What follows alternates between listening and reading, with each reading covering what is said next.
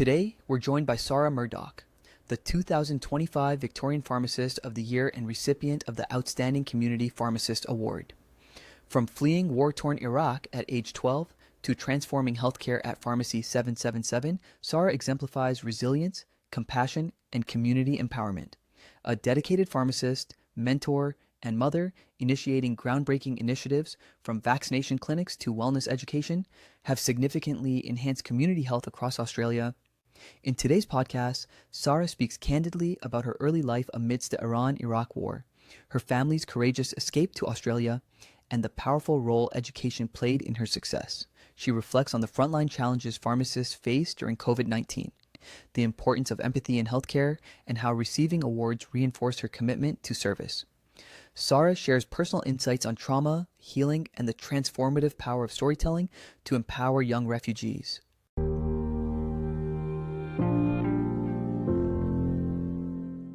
Sara, welcome to our offices here today, to Everyday Heroes, our podcast by Kofkin Bond. It's an absolute pleasure having got to know you over the last few months and to have you here as one of our guests. Thank you for having me. I'm honoured. No, it's interesting because we are actually going to touch on, your profession as a pharmacist and as an award-winning pharmacist, as our guests would have heard during the bio and intro. But I'm going to touch on that later on, if that's okay, because the topic here being everyday heroes, having got to know you is, and how we met realistically is I looked at all your awards, and 2025 has been a big year for you. It has been, yeah. And I did reach out to you and said, I would love to have you as a guest, and thus you're here. Thank you. Yes, so it's a pleasure to have you here as well. But 2025 has been a big year, but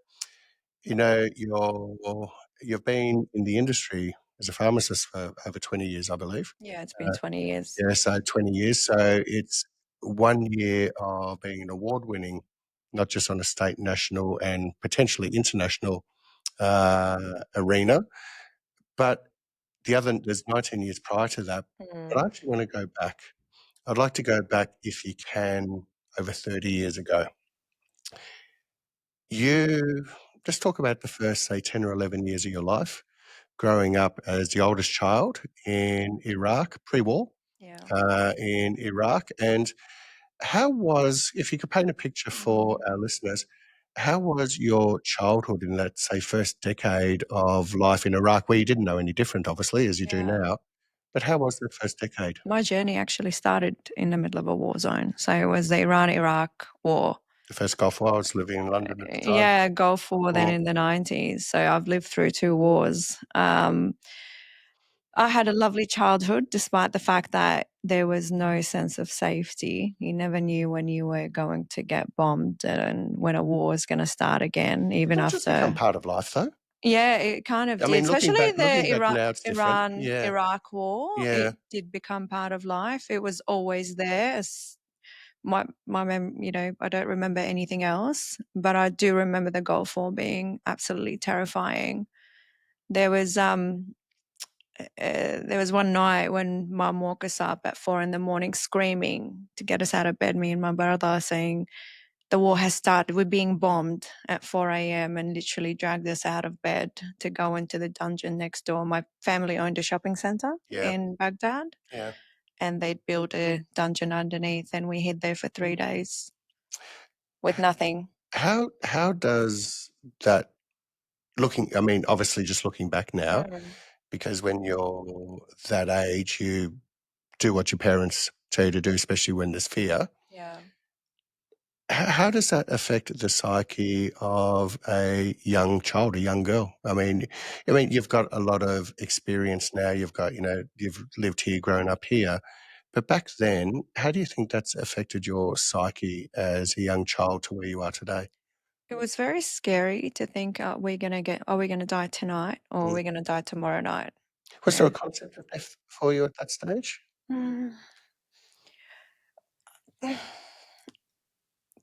Yeah, I knew death because I saw it everywhere. Yeah, okay. With the bullet holes in the buildings, and you're hearing it all the time, and the sirens going off. You knew that it could be you next. Yeah. I think it as a child, it makes you grow up very quickly living through war. Yeah. You just get into survival mode, I think, and you just, yeah. My father was a young child, so he was 2 when World War II started, when the Blitzkrieg started in London, the London bombings. Yeah. The sirens, he said, were the most terrifying things that he'd heard, Yeah. even to the point where I took him to an Anzac Day game and they played the air raid siren prior, Yeah. and I could see him go silent. Yeah, I don't like sirens and I Yeah. don't like fireworks. Yeah. I find them quite triggering. Yeah. Not too bad now, 30 years later. Well, it was interesting because I do have a tendency to do this, but it's I did write a email, well, it might have been a letter actually at the time, to the AFL talking about that and how my father was triggered and his experience. Yeah. And because Essendon, our football team, are called the Bombers, and it was an Anzac Day game, so it's, around celebrating veterans, so the air raid siren. And I did make the comment that there are so many veterans in the crowd, you don't think that might be triggering. Yeah. And especially World War II veterans and in that stage World War I veterans as well. And they actually don't do the air raid siren now on Anzac Day. So it had nothing, I'm sure it had nothing to do with my letter, because it was a few years later that it occurred. But one of my friends, Cole Tyrrell, said the same. They won't play the air raid siren because it is actually so triggering. Yeah, it And is. I think we don't think of things like that. No, we don't. I mean, I don't think this generation's in anybody's lived through war aside from refugees or immigrants who have come here. You've lived through that. There's an entire generation in this country that don't know of anything or any news that hasn't seen war in the Middle East. Yeah. I mean, so Iraq, Afghanistan, of course. So there's actually been an entire generation that hasn't known anything different. Besides what we see on the news and things like that.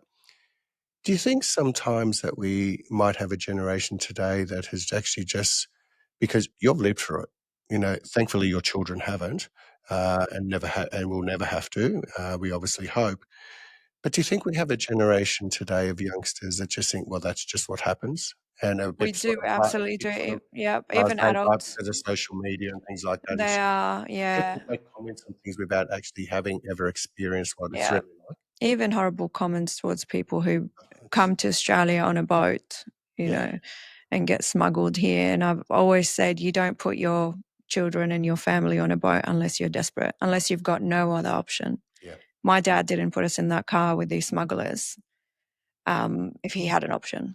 Well, let's talk about that. You're now 12 years old. Yes. Your father made the decision, not for just your safety, but for your lives, to get the whole family out of Iraq. Now, first of all, when it comes to the safety of the family, it makes it an easy decision, but it's not as easy as just going and jumping in a car and saying, kids, put your head down, we're driving for a few hours. So can you tell us about, from your memories and what you're willing to share, what that journey was like? Yeah, my father made the decision when he knew there was no future for us in Iraq, and his dates were numbered. I was going to say, no future, not from an economical perspective, but from a life.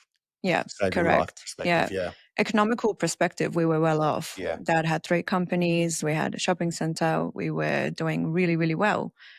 But you could have everything and not have that sense of peace or safety. And I think I'd rather have nothing but go to bed at night and feel like I'm going to be okay and I'll wake up in the morning, hopefully. An amazing perspective in life. So it's, but yeah. So he made the decision that we needed to leave, but it wasn't an easy decision. And in Iraq, if you start selling your properties or start winding down even gold, then they would find out that you're planning to leave. 2 of his colleagues were murdered. One was murdered in front of his house in Iraq, and one was murdered in Jordan because they found him and killed him because he's tried to leave. And in Iraq, Dad was a chemical engineer. He was a scientist as well, 2 patents. He'd built half of the country almost, quite well known. And as a result, you are not allowed to leave. You've got to stay or die. So basically, he was a commodity for Saddam Hussein. He Correct. wasn't a human life, he was a commodity. He was, yeah. And so we had tried to escape several times with no success.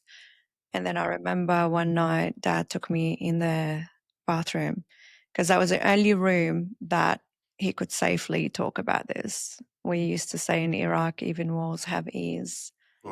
And so he told me, tonight is the night. We're going to leave.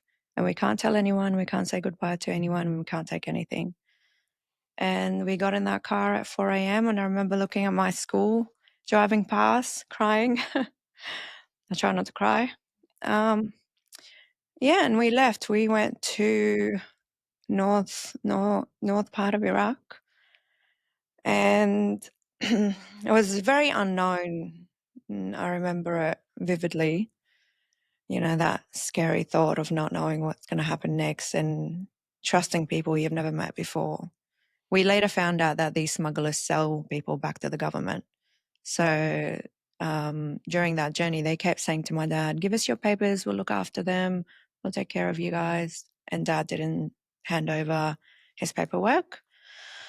There was... That must have been scary as well, because I'm assuming these guys were smugglers, were armed.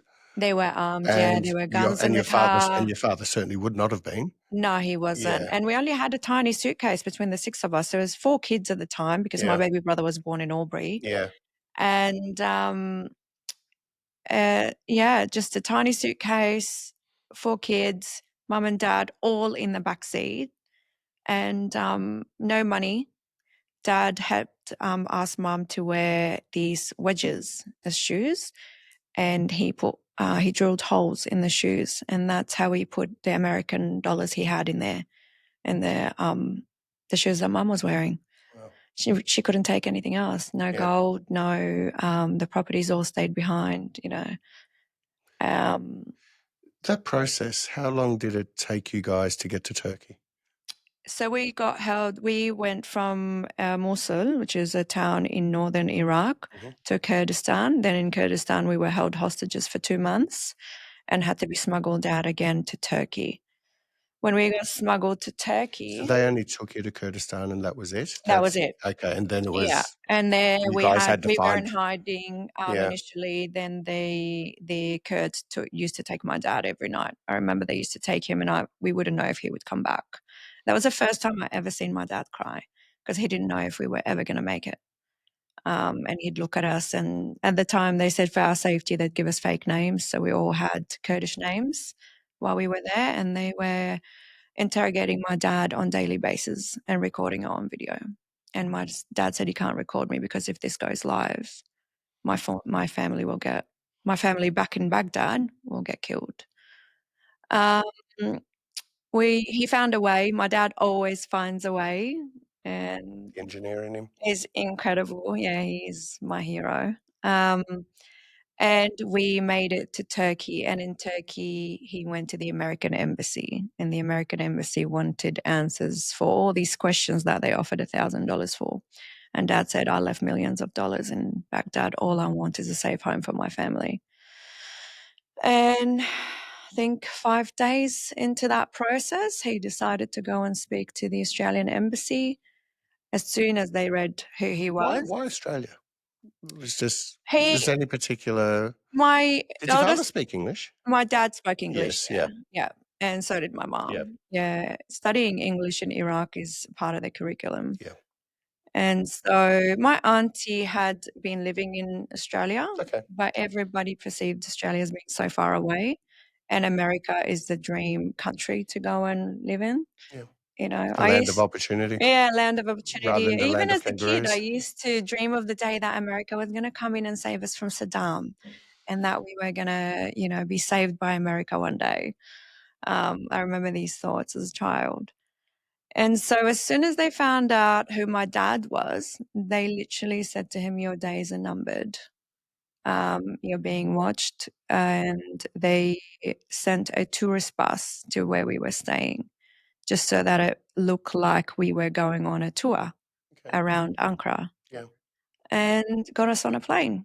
So there was still potential, obviously massive risk for you guys as family, even in Turkey. Even in Turkey, because the Kurds ended up putting the recordings of my dad on TV.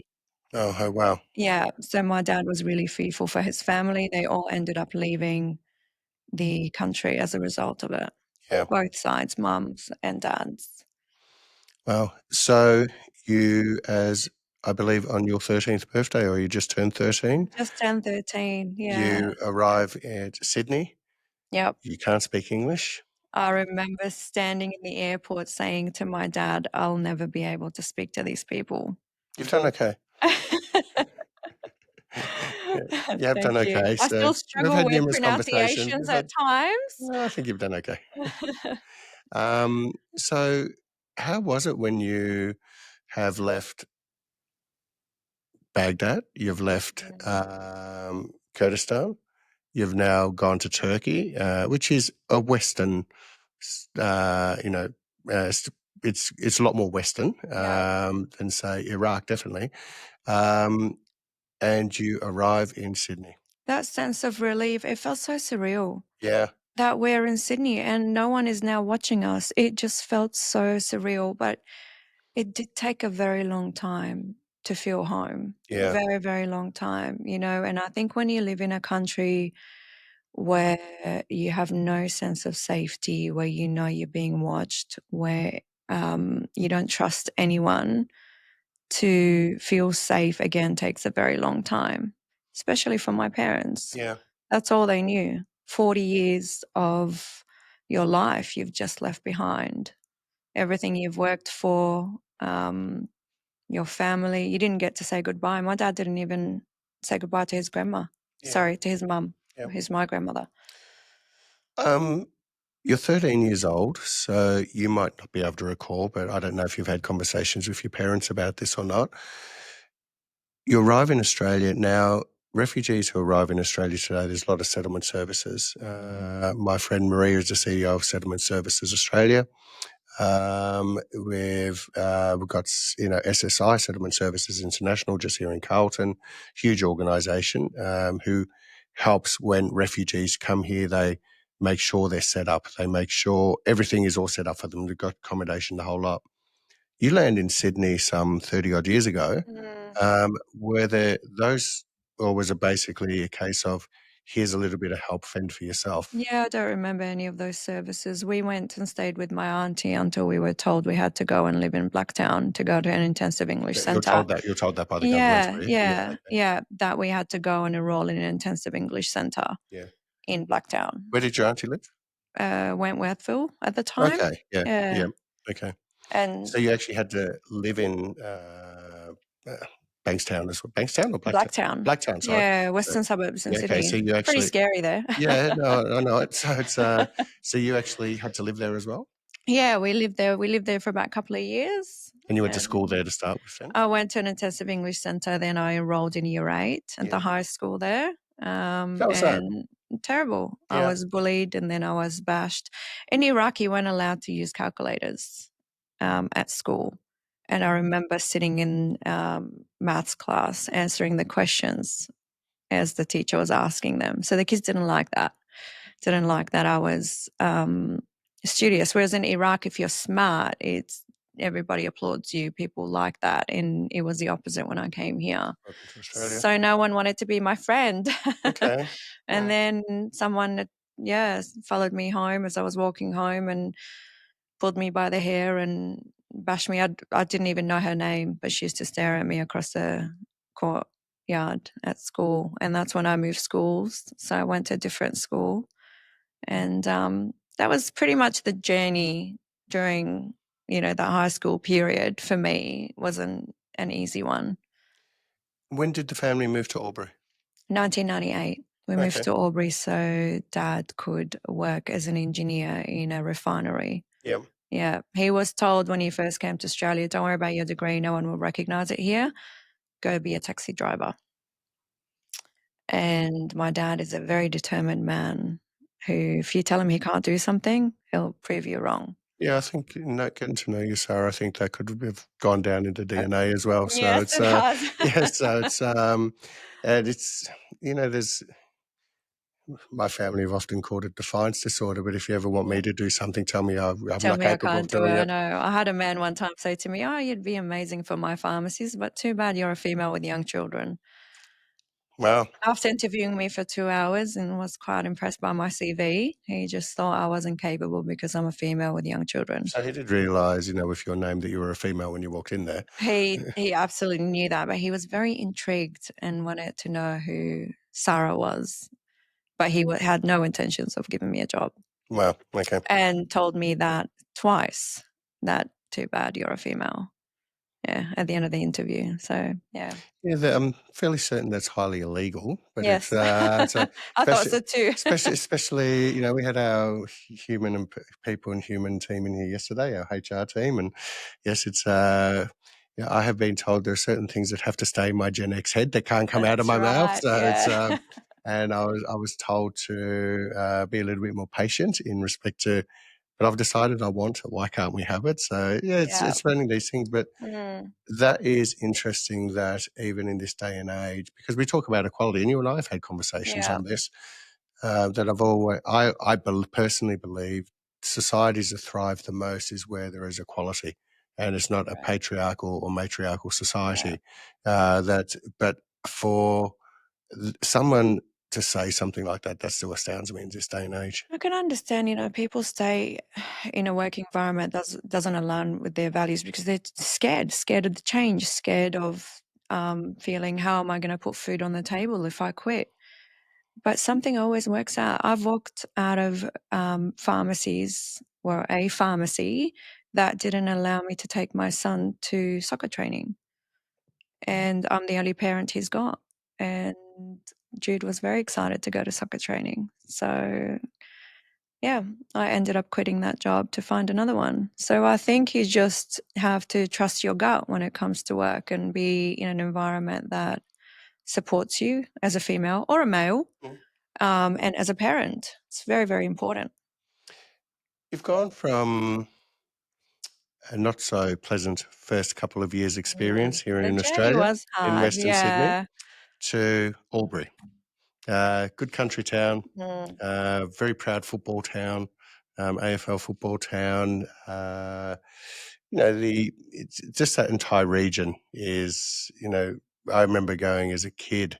My parents in Albury, Wodonga. My parents had the caravan and the caravan park in Wodonga on the river there, yeah, and remember crossing the river to go to the RSL to have dinner while mum and dad would play the pokies. And so I remember it quite yeah. well. So I don't think I ever went to your mum's kebab shop. I might have. I'm not too sure. So it's, but it's the. I think though that must have been a stark difference for you going Uh, from Western Sydney to yeah. Albury. At least in Western Sydney, I think in some way you met people who were like you, Yeah, who spoke Arabic, who yeah, understood, who were also refugees, struggling with missing home and missing their friends. And yeah. then you go to Albury where you look like you've just landed from the moon. I Yes. remember walking down the street, Dean Street, one time, and my hair was really, really long and very curly, and people would just walk past and touch my hair. Okay. Yeah, like, wow, is this real? Like never seen anything like it. So another time there weren't many refugees in Albury. And yeah, it got more difficult because being the eldest, my parents were So you very were, and strict. you were 15 at this stage as well? 1998. Yeah. Yeah. Yeah. Yeah, 15. Yeah. Yeah. So moved there.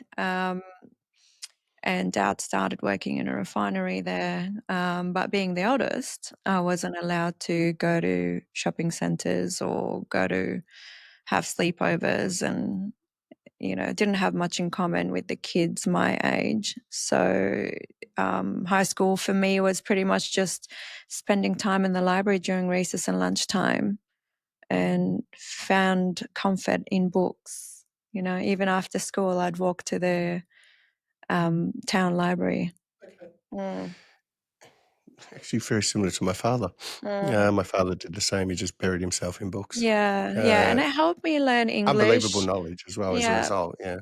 really enjoyed it. The town library started bringing in Arabic books for me even. Oh, wow. Yeah, when they saw me there every day and I said, do you have any Arabic books? And they would bring them in, for me to read. That was really lovely. So you've gone and finished year 12. Mm-hmm. You have now got into Monash University to study pharmacy. Yeah, it And wasn't exactly straight Mhm. forward like that.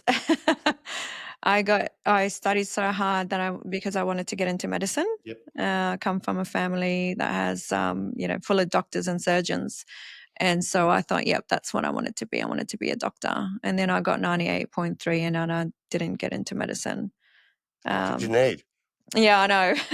Wow. And for someone who couldn't speak proper English, I thought I didn't expect to get that high, to be honest with you. Yeah.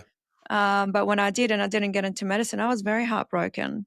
So I got into biomedical science and I don't think I've ever got anything over 90 in my life. I used to get yeah. 95 or above for any of my subjects, and I'd go home and my dad would be like, what happened to the 5%? Where did it go?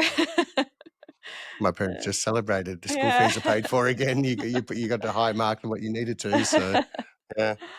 Yeah, so that was quite an achievement, I felt at the time. So I didn't want to do biomedical science, and I called the selection officer at Monash University to ask if I could do pharmacy. And he was very impressed with my results and impressed by the fact that I'm from the country. I'd been working in pharmacy for about 2 years at the time. I did school placement in year 10 at a local pharmacy. Yeah. But I never wanted to study pharmacy for university because the man I worked for carried the world's weight on his shoulders. And he was always miserable and angry and didn't ever appear to be a happy pharmacist. So I never wanted to be a pharmacist. Okay. And then I got I into... will openly say this for the listeners. You are a very different pharmacist than that first experience that you're just talking about. Very different. This is why I'm so passionate about speaking to young pharmacists and pharmacy students. Yeah, because I believe we have a huge role to play when it comes to young pharmacists, and it's, they often talk about the doctor's bedside manner, yes, things like that as well. Yeah. And it's, we were actually talking about it with Shay just before, who Shay's soon-to-be wife is a police officer, and I think she made the comment to Shay that she has far more emotional intelligence than Shay. So sorry, Shay, I'm talking about you. I know you can listen to this, but we've muted you out. And she's probably correct, to be brutally honest. But in her profession, it's something that she actually definitely needs. Yes. Being a police officer.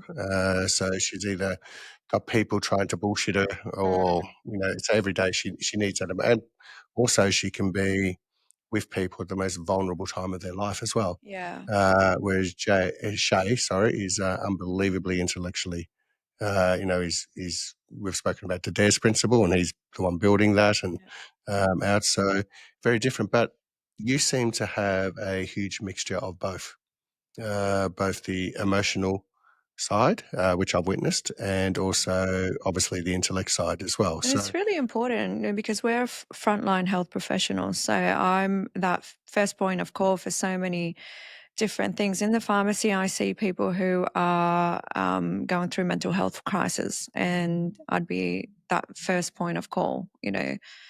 Most accessible health professional is a pharmacist. You can't just walk into a medical center and see a doctor straight away, or if you go into emergency, you're waiting there for hours. Yeah. And so that connection with people is everything. I've spoken to women who are going through domestic violence, and I actually saw that one of your articles. Yeah. It was. I wrote an article that day because I was really touched by what happened in the pharmacy. A young mum with 3 children going through mental health crisis and just didn't want to do it anymore. And I spent more than half an hour with her and called her the following day, and she had done a 180 and kept thanking me for the conversation. Yeah. And that's sometimes all you need to do is provide people with a safe space to speak and be heard, and feel supported. And so I do a lot of that in the pharmacy. Yeah. One of actually, there's a group of us gents who just shot an email out to everyone yesterday, and I've got my oldest son actually coming as well. There's 8 of us, Matt Carver included, who I know you know Matt, Yeah. where we are just now catching up on once-a-month basis of just because sometimes as all running our own businesses and entrepreneurs, we just get caught up in our own stuff and we don't want to bring that home. And just actually catching up and just having a nice, fun dinner together and open up if you want to. But I think one of the things that, your pharmacy is about community, and I've noticed that. Yeah. Whereas, even where I live in Kew, the pharmacy that I go to there, I walk in the chemist warehouse, you never get to even see the pharmacist. No, it's a different model to what we Completely. run. Yeah. Completely. So their model is they provide you with service, which is price, Yeah. and our model is service based. Oh, very So much so, which I witnessed. so the difference is you walk in, you'll get greeted by a pharmacist. The pharmacist is the first person you see and speak to in the model we run. And I also believe as a pharmacist, my role does extend beyond the pharmacy doors. Being a part of the community and helping improve health literacy. And let's just go back one step on that, if that's okay. Talking about health literacy, I just want to go back to COVID, if we can. So without trying to get political, so I've been told by my team, do not speak politics on these podcasts, Tony. But if we go back to COVID, you guys really were frontline We and were, getting a lot of grief as well. Yeah, I remember one time opening the pharmacy at 8 and I was crying by 8:10 because I got abused by a patient who thought I should have the COVID vaccine in the pharmacy because it was announced on a current affair the night before that pharmacists now can vaccinate. And so the government was making announcements and there was just no process to follow. Welcome to Victoria. So there you go. That's the only political I was thing. in New South Wales at the time, Oh, so I there you don't go. think Oh, you guys had it quite easy. So it's easier than here. oh, That's right. geez, it's Yeah. So what was that entire process like for you then? It was very hard. It was very, very hard environment to And your work team in. as well? For the team, we had to split the team. I was working in a very big, busy pharmacy in Newcastle, and we split the team to A and Team B so that if there is an infected person on Team A, then Team B can work and still keep the pharmacy open. We kept the pharmacy open. We never stopped anyone from entering the pharmacy. We were working crazy hours. I wouldn't finish till after 10 o'clock.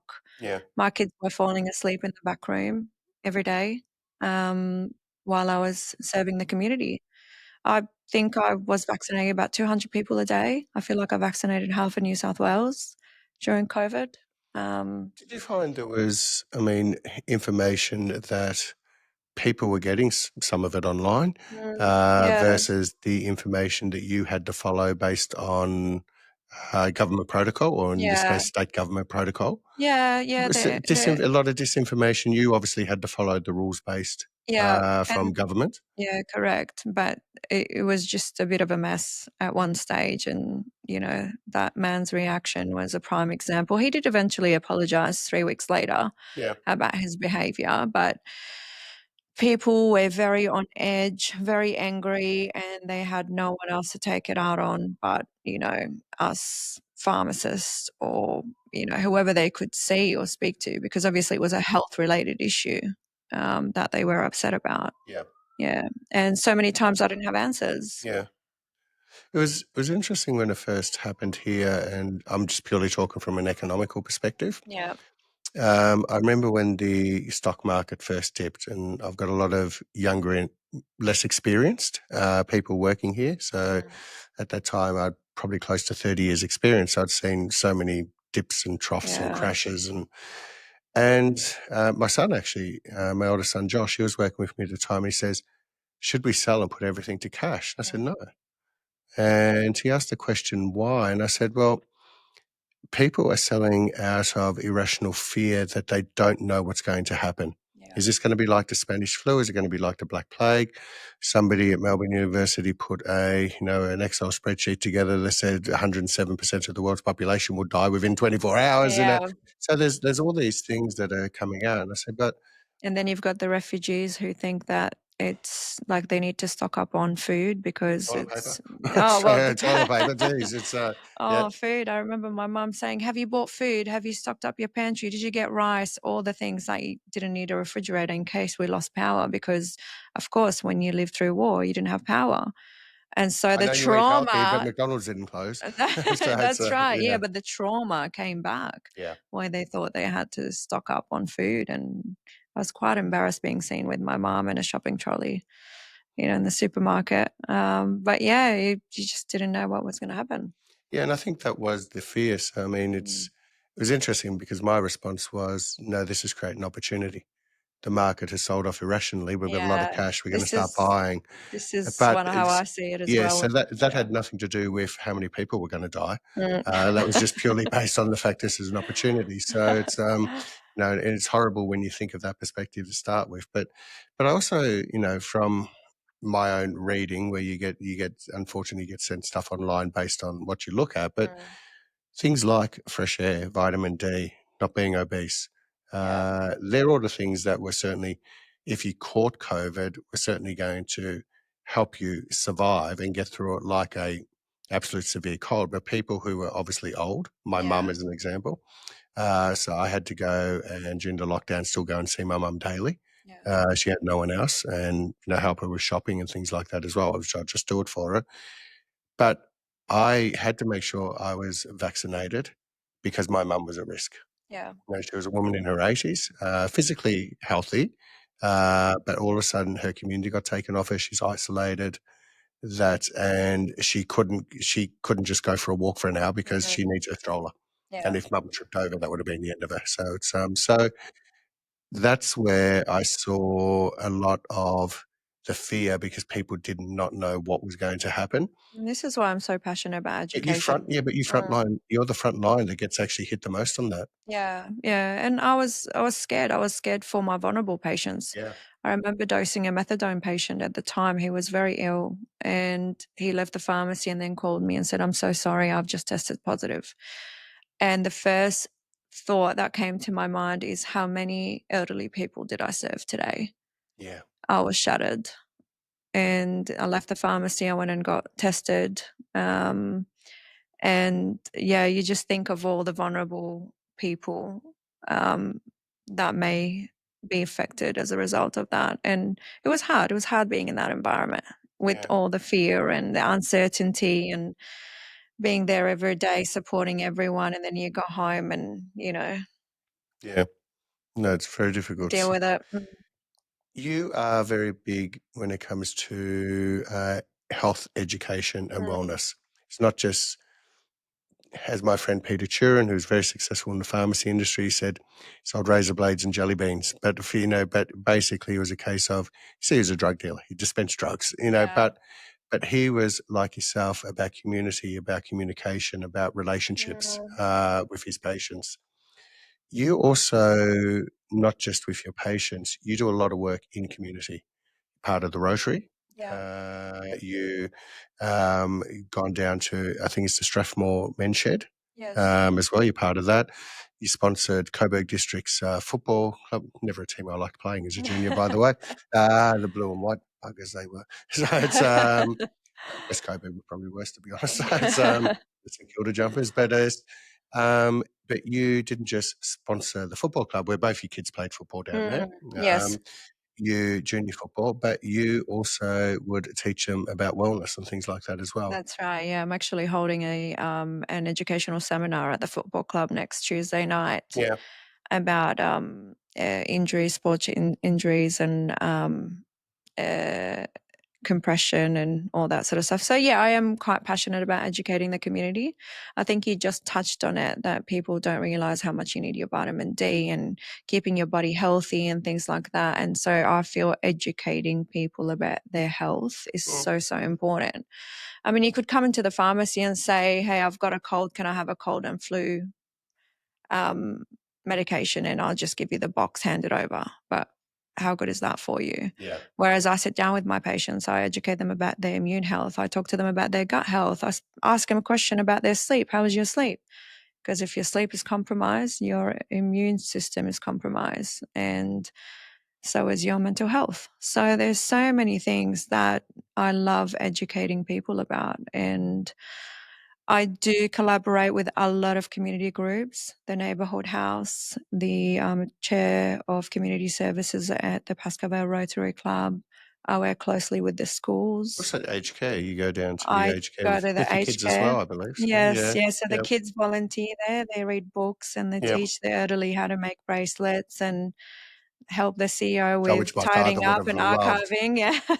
It's, I think it's so important to teach our kids to give back to the community when and my do father was charity in work. aged care, besides he had Alzheimer's, if he had someone like your daughter there, I know asked 1,000,001 questions, he would have been in his element. And she's just full of empathy and compassion. She's just, wants to help them with their Willy Walker, or wants to just put a smile on their face, or write them a card for their birthday. And so I can actually testify, though, what you're saying I have experienced, not just witnessed firsthand. When I said to you during the week, I said, I've actually got a bit of a cold. I don't come down with colds. I never catch colds. And all of a sudden it was a case of, this was funny, Bella, it was a case of, make sure you use Hydrolyte, make sure you hydrate, make sure you probiotic, a list of everything to do. And I thought, wow, I'm not even a patient, but have a look at that. So, I can testify that you actually do that. So it's I've always said, if I can help one person learn better about or have better health, I've achieved something huge. I've got a slightly huskier voice today than I usually have. So it's, but I have recovered because of all the Hydrolyte, my probiotics and everything else. So, I'm glad it's worked. So thank you for helping me in my wellness journey as well. Anytime. Yes. Quite often people contact me when they're overseas. Okay. Because when you travel, you get either barley belly or get a bug, or even one time I got a message from Cambodia. I'm really sick, Sara. What should I ask for? And it was a Rotarian actually who messaged me. And so I was sending him photos of everything that he should ask for, because they couldn't speak English over there. So he needed photos of the products. Very, very passionate about helping people. Absolutely love it. Whether it's for something to do with their health or anything else, I enjoy that. That just reminded me of a very funny story. My son and his best friend went to Thailand together for a week. Yeah. I think it was a week or something. And I said, mate, make sure you don't drink the water, don't know open containers. You end up, sick as a dog. So just don't do it. On the first day, he said, oh, I'm so sick, Dad. I can't stop vomiting. I've basically got food poisoning. I said, you didn't drink the water or anything? He goes, no, I didn't. I didn't do anything like that. We went out, we had dinner. I had a Scotch and Coke. I said, do you have ice in it? He goes, yeah. I thought, such a boy thing. You didn't think of what ice is actually made out of. So it's, he goes, but it was in a nice hotel. And I said, in the hotel you're staying. It's hard to remember the ice. It's very hard. It's hot there. Well, he said, I said, in the hotel you're staying at? And he goes, no, the bar next door. But I was just like, mate, seriously. Yeah. So it's I said, see if you can go to a chemist and get Imodium. That might help. But it's well, there you go. You've got a bit of a chemist in you. I've also got a bit of history. Yeah. So it's got a little bit of history as well. Let's move forward in respect to Pharmacy 777 or 777. Yeah, it's Pharmacy 777. Pharmacy 777 out in Pascoe Vale. It is very much community driven, and I've witnessed that. I've seen that myself. The way you are with patients. But 2025 has been a really big year for you. So from an awards perspective and recognition, I suppose, of all the actual work you do. And I think from what I've seen is the extracurricular work you do out of the passion for your community. Yeah. It's not got to do with getting a pat on the back or accolades or anything like that. That's how I see it. I absolutely didn't expect any of these awards either. So they, came as a surprise. Well, let's just talk about 2025. And sorry, I'm going to read these out. And this was the first photo I saw of you on LinkedIn, actually. 2025, the Victorian Pharmacist of the Year, Pharmaceutical Society of Australia. You're also the winner of the 2025 Outstanding Community Pharmacist Australian Patients National Awards. and you are currently a finalist in the 2025 International Pharmacist of the Year Awards as well. That's a pretty decent 2025 for the recognition of 20 years of service that you've actually done. But that is quite amazing, where we go from a 12-year-old with her family being held hostage in Kurdistan to 2025, even just being, besides the other two amazing awards, a finalist in the 2025 International Pharmacist of the Year. It is incredible. It's incredibly humbling, I should say. Your family must be proud. They are. They're very proud. Very, very proud. The kids are very proud as well, which is very cute. You know, my son says, "I'm not surprised, Mum. Everybody loves you." Might be on the right track And- there. So, yeah. But I think when you lead with heart and you give without expecting anything in return, associations and people like the Pharmaceutical Society of Australia acknowledging that is a great honour for me, you know, and I see it as an award for every pharmacist who works tirelessly in their community, and I think it's a reflection of my team as well. I don't think I'd be able to do what I'm doing without having an incredible team by my side.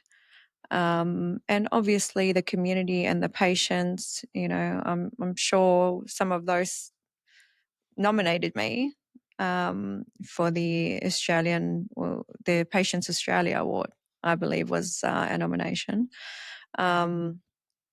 Yeah, I am incredibly humbled, and it just makes me want to give more and do more for the community. Yeah. Yeah. Your family, if you don't mind me talking about your extended family, Yes. your siblings, your parents, great financial success in Iraq, Yes. left everything behind, came here as refugees with basically a suitcase and escaped here with nothing, having to start again. From what I understand, entrepreneurship, but also success and serving seems to be in your family's DNA.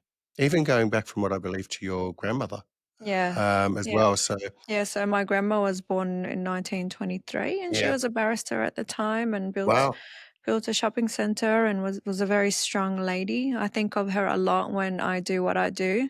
A lot of people wouldn't think of Iraq female 1923 barrister. No, they wouldn't. But for us Iraqis, education is part of your genetic makeup. Correct, Yeah. And education here was like a lifeline for us. You know, my dad always said they can take everything from you, but they can't take your brain. They can't take your education. He always said my daughters will be well educated and well traveled.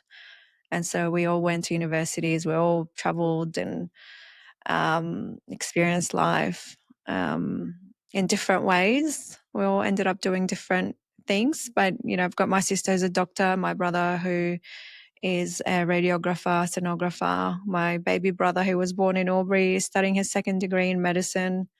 And my middle sister's had done international business as a double degree and works for my brother. So, yeah. All very successful in the family. Yeah. Definitely in the DNA. Yeah. My dad hasn't stopped and he is constantly studying. I was going to say that as well. I mean, your father being a chemical engineer, very successful in Iraq, and then working as an engineer in a refinery, certainly a step up from being told to be a taxi driver. Yeah, well, they told him no one would recognise his degree, so he started travelling 2 hours each way to Sydney University from Blacktown to get an environmental engineering degree. And then how old do you think your father might have been when he was doing that? They were 40 when we came here, and started from zero. Yeah.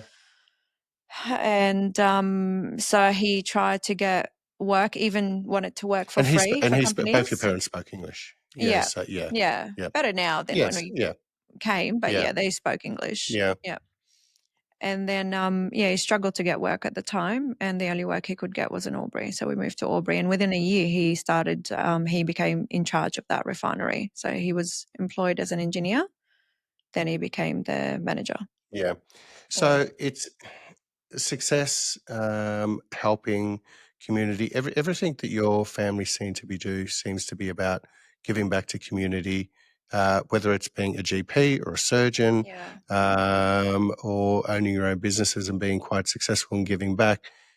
Is that something that you were just? Do you think it's something that is just basically gone generational, or it's something that you were definitely taught by your parents? Definitely taught by my parents. Yeah. Yeah. I used to see my dad during the war. He would be out there helping people, not worrying about his own life, but Yeah. making sure everybody else was safe and looked after and people had food, because so many people didn't have food. Yeah. And so he'd be out there, despite how scary that was. And so he was always a giver. And so is my mom. They've Yeah. helped so many people in Australia, whether to find work or whether to settle in Australia when they come as refugees. Mum did that work in Newcastle. She was a community advisor for new refugees. Yeah. Yeah. And So tell me then, my listeners have heard me talk about this for years. One thing Australia has done well is bring in migrants and refugees, but a lot of people don't know that it was only about 40 years ago or 45 years ago, we still had the White Australia policy when it came to migrants, etc., that were actually coming here. So it's actually in my lifetime that it was basically you had to be white to be able to welcomed as a migrant. So you could be Polish descent, you could be Yeah. Russian descent, Italian, Greek, but you're still classed as white from that perspective. So you didn't have to necessarily be able to speak English. Australia, though, and Melbourne, where you live now, obviously where we're recording this, it has had a very successful integration of multicultural society in general. The basis of what I see, though, is the successes in this state, definitely, and a lot in this country, has come from migrants and refugees. Yeah. It has been, I was talking to you previously about my friend Maria Donopoulos. She's the most powerful woman in Australia, as far as I'm concerned, and just a genuinely beautiful person. She worked for the UN. She's a human rights lawyer. She's now the CEO of Settlements Services Australia. Her whole life has been about community and embracing the power of women as well. She helped write for the Victorian government the first domestic violence for Joan Kerner's government policy. So this is the power of somebody who came here as a young migrant off a ship from Greece, couldn't speak English, and basically it was a case of, here's your home. And I can Go understand why forward. she's so driven, and so many of us are so driven Yeah. to when you've lost everything and when you've lived through war Yeah. and you didn't know whether you were going to survive whether the war or being smuggled out, you are hungry for opportunity. You're going to run at every opportunity. I worked in the tiniest towns in New South Wales, trying to build my pharmacy profile, and I'll give anything a go and everything a go, and any challenge I look at it as an opportunity to grow, and because I'm given a new chance at life here and I don't take it for granted. And my father feels the same way, my siblings feel the same way, and there'd been some hard moments and the journey hasn't been easy, even in Australia. I liken it to like a roller coaster ride with no seat belts and two hungry kids in the back. And some people would call that exciting. No, it's not. no, It's scary. there's been hardship, Yeah. but you just keep going because you think of what's the alternative. What would have stayed in Iraq, and what would have happened then, or would we have stayed in Turkey, and what would have happened then? So we are very blessed in Australia. We have so many opportunities, and I believe if you have the right work ethic and you apply yourself, You can achieve so many things, but you got to remain humble. Humility is the most beautiful quality in a person. And that's why I give back so much, because so many people helped me during my darkest days, you Yeah. know, and I struggle to ask for help, but people seem to knock on the door. And, you know, even the little things like, would you like us to help with giving Jude a lift to basketball? Being a sole parent, sometimes juggling sport and You're not extracurricular just you, activities. but you actually are a true soul parent. Yeah, It's just yeah. you. It's just me. Yeah. And my kids are very, very active. My daughter is extremely driven. She wants to do everything under the sun, from Brazilian jiu-jitsu to aerial hoops to studying multiple languages to swimming. And I don't like, you know, I don't want to ever feel like I did not give my kids opportunities in life. And so, yeah, I managed to do it.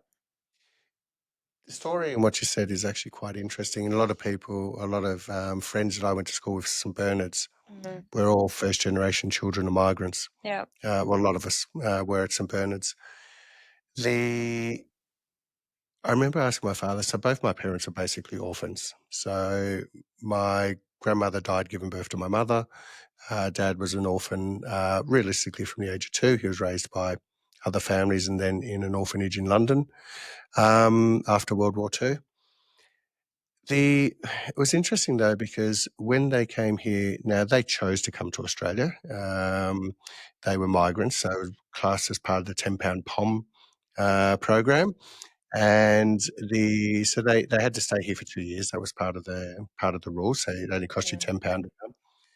But they came with nothing. And I remember, you know, as a teenager, an inquisitive teenager who has dad's passed, but has an amazing relationship with his father.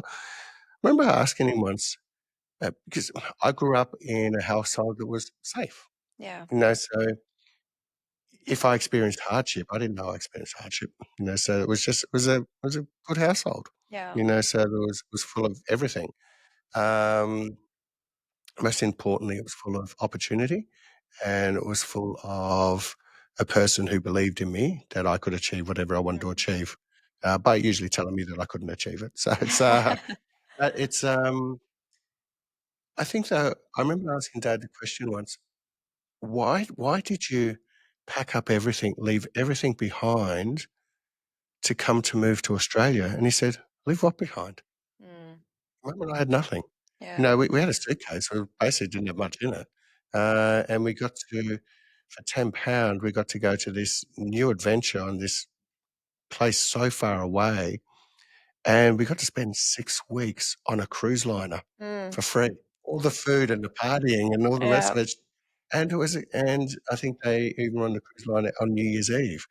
And because they arrived on the 6th of January. So it was 6 weeks. He goes, what an experience, you know? So it's, and they were the things where he said, if we failed and decided to pack up everything and go back to the UK, we didn't leave anything behind. We're just going back with nothing as well. But he said within 2 years, they had a deposit to buy a house. Said if we still lived in London, we would be still living in a commission house. Yeah. Um, he got he had 3 jobs at one stage. Mum got a job straight away. They built up this amazing friendship group of very diverse, growing up in Moonee Ponds, very diverse friendship group, you know, and everyone knew everyone. So there was this real cluster of migrants at that case, Yeah. who just Italians, the Greeks, the Anglos, the English, the Irish, basically all together. And you also had a very large Turkish migrant population, especially up in the Meadows at that stage too. Yeah. So there was a very large Turkish migrant, which they'd been here since the 30s and 40s. They Yeah. first started coming up, actually even before then. So there was always this integration here in Melbourne. Don't get me wrong, it was still quite racist back then. Yeah. We're talking Yeah. 50s, 60s, Yeah, I 70s, can imagine. even the 80s and 90s. But then I also look at that real integration of everyone. The first lot of refugees that I can remember that came to Australia was the Vietnamese refugees, known as the boat people.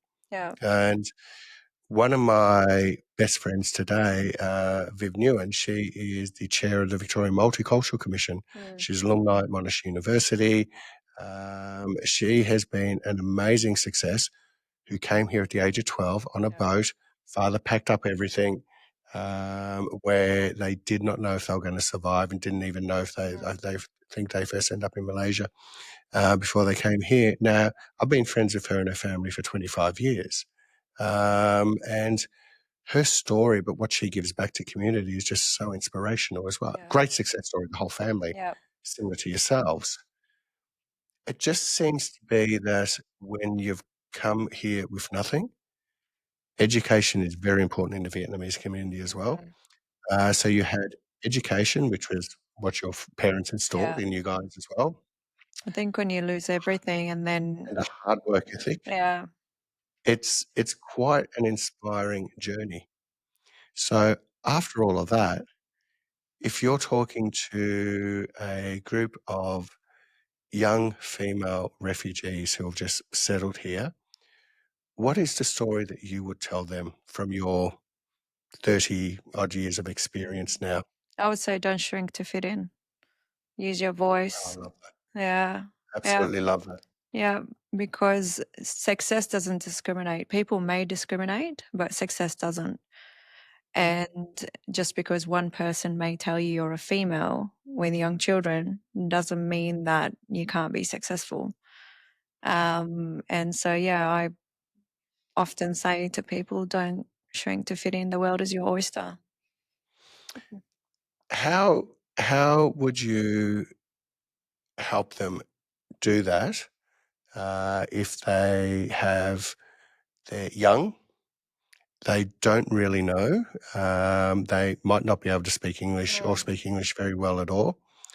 Would you be sharing your experiences of how you overcame that and everything you went through? Yeah. I often share my story with people that I come across, whether it be in the pharmacy and they're struggling with divorce or struggling Yeah. with single parenting as a single mom, or I've got a patient who is a refugee Yeah. and is not an Australian citizen and currently doesn't have enough money to pay the rent. She's being evicted and looks after 2 children on her own. And I've helped her through my contacts and the people I know in government to see what we can do for her. So sharing my story does help her and gives her hope, and also using my resources to help get them through it.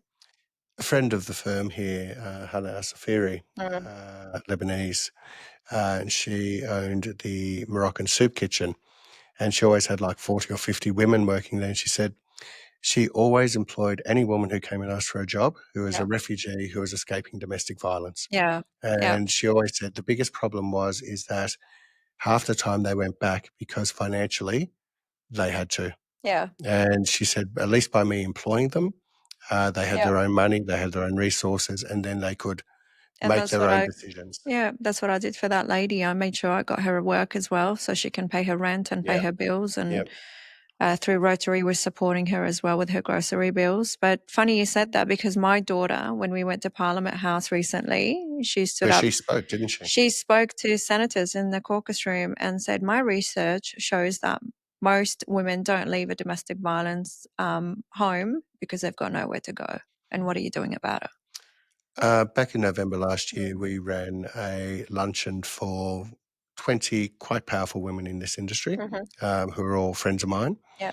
And I actually had I had Maha Suka as a guest speaker. She was the first police officer in Australia, female police officer in Australia, who was allowed to wear the hijab with her uniform. And Maha is a beautiful, beautiful person. She's a very good friend of mine, great person. Was a podcast guest not so long ago, actually, talking about that entire journey and the experience. I got her to speak to them about that because our Open Futures Foundation, which supports refugee women escaping domestic violence through things like financial literacy programs, etc. And then we had Maria, who spoke about her experience working in the UN camps and how horrendous it was. Yeah. She said the things you heard at night and you could not do anything about it. These refugee camps, she said it was just horrendous. The look on and the questions that were asked by these women, because they're all successful in their own right, but haven't experienced, nor have they come from families that have experienced such things like that as well. The power of the stories that people like Maha, Maria, and yourself can do to actually help.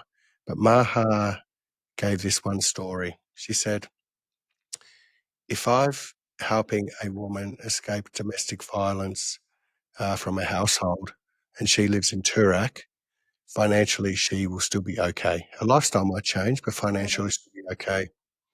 How is it when I have to support a young Arabic woman who has nearly been killed by her partner, Yeah. who's escaping with her children, who looks at me and says, I have no money, I can't even speak the language. If that woman from Turak can't leave, how in the hell am I going to survive? And that was probably the hardest hitting comment. And she said, that's what I was facing on a daily basis. And and that was probably the hardest hitting comment that I had heard on that day, where when we talk about this being everyday heroes, your story is that entire progress. Everyone can look at your awards for 2025 and hopefully the international one as well coming up. But but in saying that though, the journey to get here has not been easy. No, and that's why I say to people, your story could be someone else's survival guide. So share your story, especially if you have made it to the other side and you have become successful. It can help a lot of people, and it makes you relatable. And that's why I think obstacles and challenges in life come our way to teach us something about ourselves. And even in terms of divorce, I call it the degree in life that I never signed up for, but it taught me a lot about myself, about our system in Australia, divorce system, In that, and yes, that's right. Yep. and raising two kids on my own. I never thought I could do it. Yep. You've done it. You've got your journey there, and you know how hard it is. It's not easy. But I look back and I feel very proud of myself. And that's why when I get a call about an award, the first question I ask is, can I bring my kids along? Because they've been through everything with me. They've sat in on meetings like tiny CEOs and attended more health seminars than most adults I know. And they've slept in that back room in a pharmacy, so many nights. So these awards are for my kids. Well, they are your life. Sara, I'm going to end it on that note. I think it's a beautiful note, and because I know your children are your life, and everything you've done has just been an amazing story, and obviously many, many decades of amazing stories to come as well. So, and I'm really looking forward to watching all of those future stories materialize as well. Thank you. So, thank you so much for being our guest today. Thank you for having me here. The Kofkin Bond podcast is a product from Kofkin Bond and Company, which we are an authorized representative of Count Financial. All information in this podcast is for education and entertainment purposes only. It is not intended as a substitute for professional, finance, legal, or tax advice. The hosts of the Kofkin Bond podcast are not aware of your personal financial circumstances. Before making any financial decision, you should read the product disclosure statement and, if necessary, consult a licensed financial professional. Do not take financial advice from the podcast. For more information, head to the disclaimer page on the Kofkin Bond website, or you can find resources on the ASIC website and find a registered financial professional near you. In the spirit of reconciliation, Kofkin Bond & Co. and the hosts of the Kofkin Bond podcast acknowledge the traditional custodians of the country throughout Australia and their connections to land, sea, and community. We pay our respects to their elders, past, present, and extend that respect to all Aboriginal and Torres Strait Islander people today.